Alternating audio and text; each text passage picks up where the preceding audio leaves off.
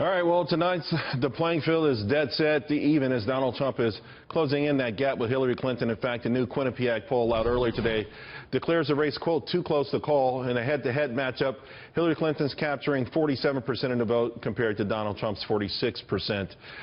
And tonight's debate specifically, likely voters say 41 to 32 that Hillary Clinton should win the first round. Joining me now to discuss, Scott Rasmussen and Weekly Standard online editor Michael Warren. Scott, let me start with you. I mean, these polls are all over the place. This is my page of polls right here.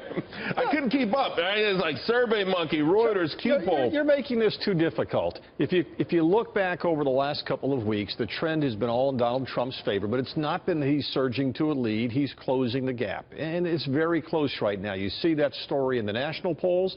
You see it in the state polls. You see it in the estimates of the Electoral College. If the election were held today, it is very close, and we don't know who would win. But there's this little thing going on tonight that's going to change it all anyhow. Will it change it, though, do you think, significantly? Because there's I think it was a Wall Street Journal saying 34% of voters say that tonight could dictate how they vote. I mean, is it really that important? It's not 34%. And I've spent most of the past 2 decades saying debates never change anything. But this year is different. And the reason is there's about maybe 15% of the population that is not decided yet. They're either saying they're for Gary Johnson or undecided or something. And they loathe both candidates. They're not attached to either one. They're looking for who they're going to vote against, and that makes it very volatile, and tonight could have a big impact. You know, Michael, there's no doubt that this pendulum, and again, I agree you can't go poll for poll, but I do think there's something to momentum, and we've seen this pendulum go back and forth, revolving around each party's conventions, and then more recently, a series of stumbles for Hillary Clinton.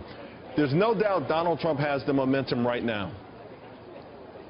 No, I don't think so. And look, I agree with Scott entirely about sort of where the race is. And he has been in this and knows exactly what those metrics mean, which is that it is probably a 1 or 2 point race at this point. But that doesn't mean that Donald Trump's pulled ahead. He's just got the momentum.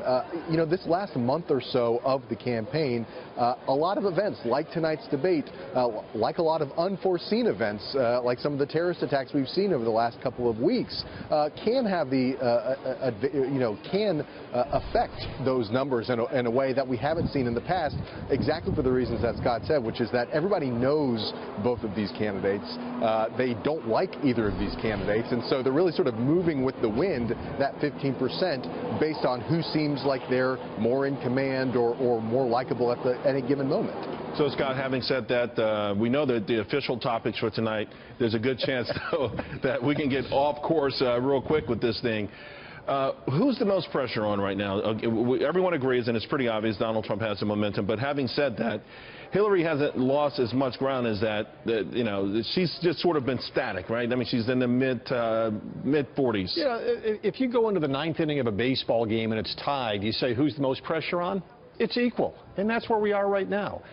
These candidates both have some strengths. They do have some passionate supporters. They both have real weaknesses to overcome, and there is pressure on both of them. I think the reality here is you have 2 candidates who we don't know what they're going to do on this stage, and they both have a proven history of saying the wrong thing at the wrong time. If they do it on the stage tonight, it could change the course of the election. That's why 100 million people are going to watch. All right, guys, thank you both very much.